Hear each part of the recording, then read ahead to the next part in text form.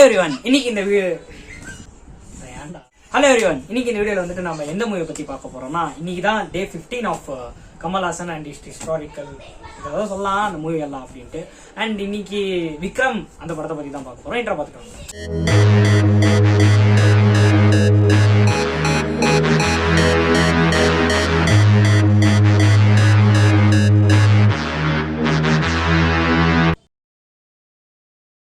விக்ரம் வந்துட்டு நான் one of the best theatre experience சொல்லுவேன். ஏன்னா ஒரு ஹீரோ ஃபர்ஸ்ட் ஆஃப் ஃபுல்லா பேச மாட்டாரு. ஃபர்ஸ்ட் ஆஃப் ஃபுல்லா அவர் இறந்துட்டாருன்னே ஒரு பின்பம் மாதிரி கலைச்சு வச்சிருப்பாங்க. அண்ட் செகண்ட் ஹாஃப்ல தான் வந்துட்டு ஹீரோவோட முழு போர்ஷனை வந்துட்டு எடுத்து காமிச்சிருப்பாங்க. இந்த மாதிரி வந்துட்டு தமிழ் சினிமால ரொம்ப கம்மி மூவிஸ் தான் வந்திருக்குது. அதை வந்துட்டு விக்ரம் வந்துட்டு ரொம்பவே நல்லா எடுத்திருப்பாங்க. அண்ட் அந்த இன்ட்ரோல் பிளாக்ன்ட்டு ஒன்று இருக்கும். 2022 நினைக்கிறேன் அந்த படம் ரிலீஸ் ஆனது. 2022 ரிலீஸ் ஆச்சு.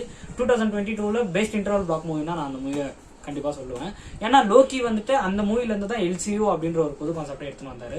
நான் விக்ரம் ஒன்னை பத்தி பேசலாம் அப்படின்னு நினைச்சேன். லைக்வைஸ் அதான் அந்த ஒரிஜினல் விக்ரம் இருக்குல்ல, அதை பத்தி பேசலாம்னு நினைச்சேன். பட் அது வந்துட்டு இப்போ லாஸ்டா ஒரு படம் போடுறோம்னா அந்த படத்தை பத்தி ஃபுல்லா டீட்டெயிலா தெரிஞ்சுக்கணும் போடணும்ட்டு. ஏன்னா அந்த படத்தை பத்தி இப்ப டீட்டெயிலா எங்க தேடினாலும் கிடைக்காது. அதனாலதான் அந்த படத்தை ஸ்கிப் பண்ணிட்டு இந்த படத்தை பத்தி பேசினிருக்கேன். நான் நேத்து என்ன படத்தை பத்தி நான் பேசினேன், விஸ்வரூபமா ஆலவந்தான் பத்தி பேசியிருந்தோம். ஆலவந்தான் இப்போ நான் ஒரு படம் வந்துட்டு ஃபுல்லா பார்த்து முடிச்சுட்டு அந்த படத்தை அதுக்கப்புறம் தான் அதோட ஸ்கிரிப்ட் ரைட்டிங் எல்லாம் எழுதிட்டு பேசுவோம். பட் விக்ரமுக்கு வந்துட்டு நான் அந்த மாதிரி எதுவுமே பண்ணல. ஆனா இதை வந்துட்டு நான் தியேட்டர்ல வந்துட்டு கிட்டத்தட்ட ஒரு 2 வாட்டி பார்த்தேன். அதனாலேயே வந்துட்டு இந்த படம் வந்துட்டு எனக்கு அவ்வளோ டீப்பா ஒரு மெமரியில வந்துட்டு உக்காந்துன்னு இருக்கிற மாதிரி, ஒவ்வொரு கேரக்டர்ஸும் சும்மா ஏதோ வந்துட்டு போதேன்ற மாதிரி எல்லாம் இருக்காது. ஒவ்வொரு கேரக்டருக்கும் ஒரு முக்கியமான ஒரு யூஸ் அப்படின்றத வந்துட்டு கரெக்டா எடுத்து வச்சிருப்பாங்க.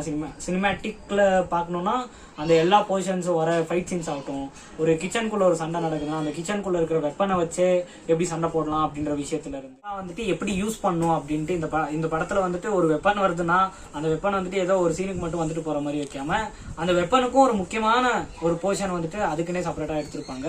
லைக் கிளைமேக்ஸ்ல வந்துட்டு அந்த பீரங்கி குண்டு மேட்டரை சொல்லலாம். அந்த பீரங்கி குண்டு பெரியம்மா வந்துட்டு கேஜிஎஃப்ல வருதுடா, அது வேற இது வேற. பெரியப்பாலாம் அவங்க தாத்தா பீரங்கி குண்டு. டேய் மச்சான், எடிட் பண்ண கஷ்டம் உண்டா சும்மாறா. பீரங்கி வந்துட்டு மெயினா நான் இந்த படம் வந்துட்டு ஸ்பீடு இந்த படம் வந்துட்டு ஒரே ஸ்பீட்ல போறதுக்கு காரணமா இருந்தது மெயினா வந்துட்டு இந்த படத்துல சாங்ஸ் எல்லாம் வரும். ஆனா அந்த சீன்ஸோடவே அந்த சாங்ஸ் மோஜ் ஆகுறதுனால தான் சொல்லுவேன்.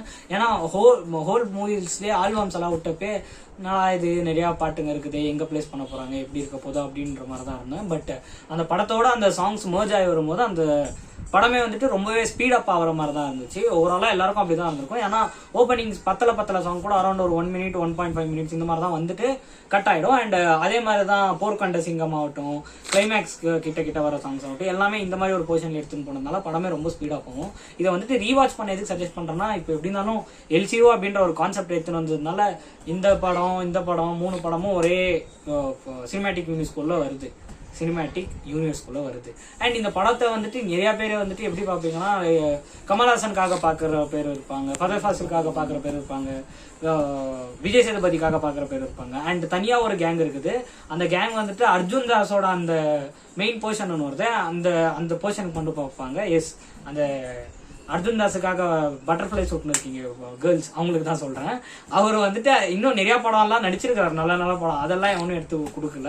வெறும் இதை மட்டும் அந்த டெரர் பாட்டை மட்டும் வச்சுக்கிட்டு இவர் இந்த மாதிரிதான் அந்த பாட்டை மட்டும் வச்சுக்கிட்டு இவங்க பண்ணின்னு இருக்காங்க. அண்ட் இன்னையோட இந்த சீரீஸ் வந்துட்டு எண்ட் ஆகுது. என்னன்னா, இந்த சீரீஸ் ஆரம்பிச்சதுல இருந்து அரௌண்ட் ஒரு 10 சப்ஸ்கிரைபர் வந்திருப்பாங்கன்னு நினைக்கிறேன். மேலே கீழே பண்ணி பார்த்தா நான் ஒரு 2-3 பேர்கிட்ட பண்ண வச்சிருப்பேன். மித்ததெல்லாம் அவங்க வேற யாராவது பண்ண வச்சிருக்கிறதா. அந்த சீரீஸ் வந்துட்டு ஏதோ எண்டாக போதே அப்படின்னு நினைக்கும் போது கமல்ஹாசன் வந்து இன்னொரு நிறைய படங்க பார்க்க சான்ஸ் இருந்தால் நல்லா இருந்திருக்கும் அப்படின்னு தான் தோணுது. பட் பார்க்கலாம், ஃபியூச்சர்ல வந்துட்டு இந்த 15 வந்துட்டு ஒரு 100 இல்லை ஒரு 200 மாற வாய்ப்புகள் இருந்தாலும் இருக்கும். அவரே 200 படம் தான் நடிச்சிருக்காரு, எல்லாமே நல்லா இருக்குமான்னு கேட்டால் அதெல்லாம் தெரியாது. இப்போ நல்லா இல்லாத இப்போ நான் இந்த ஹோல் சீரீஸ்ல சஜஸ்ட் பண்ண மூவிஸ் எல்லாமே ஒன்று நீங்கள் கேள்விப்பட்டிருப்பீங்க, இல்லைனா அந்த படத்தை பார்க்கணுன்னு வந்திருப்பீங்க, இல்லைனா அந்த படத்தை பற்றி சுத்தமாக உங்களுக்கு தெரிஞ்சே இருந்திருக்காது. ஆலவந்தான் கதையே எனக்கு வந்துட்டு ஆலவந்தானும் நானும் வருவேன் வந்துட்டு ஒரே கதை ஒரே பிளாட்டுன்னே எனக்கு தெரியாமல் இருந்தேன் இவ்வளோ நாள் அந்த படத்தை பற்றி அந்த படத்தை பார்க்குற மட்டும். அண்ட் அடுத்து வந்துட்டு அஜித்தா இல்ல விஜயோடதா அப்படின்னு தெரியல. அத வந்துட்டு கொஞ்சமா அஜித் சாரா விஜய் சாரா. இப்போ 2 நாள் விட்டு படத்துக்கு போறோம். நம்ம எந்த படத்துக்கு போறோம் சொல்லு? 10ஆம் தேதி. ஸ்டார். ஹீரோ யாரு? கவின்.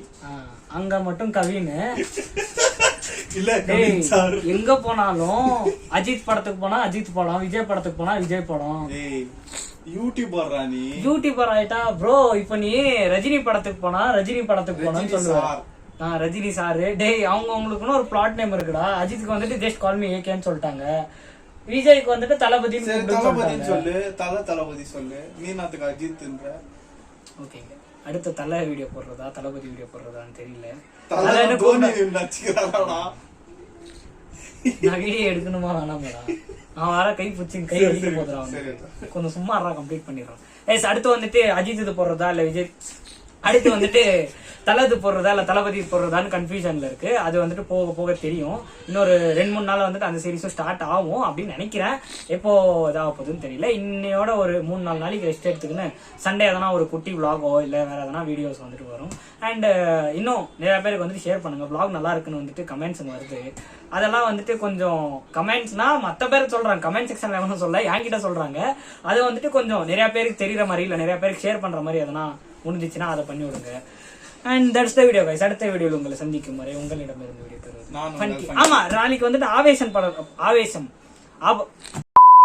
ஆவேசம் படம் வந்துட்டு நான் நேத்து போய் இன்னைக்கு பாத்துட்டு வந்திருக்கேன். சோ அந்த படத்தோட ரிவ்யூ வந்துட்டு நாளைக்கு வரும். நாளைக்கு இல்ல நாளைக்கு இதெல்லாம் பேசக்கூடாது. இவன் தான் மூஞ்ச காமிச்சிடறாடி. வீடியோ காட்டுறா, திருப்பிடா மூஞ்ச. அடுத்த வீடியோல உங்களை சந்திக்கும் வரை உங்களிடமிருந்து வீடியோ பெறுவது.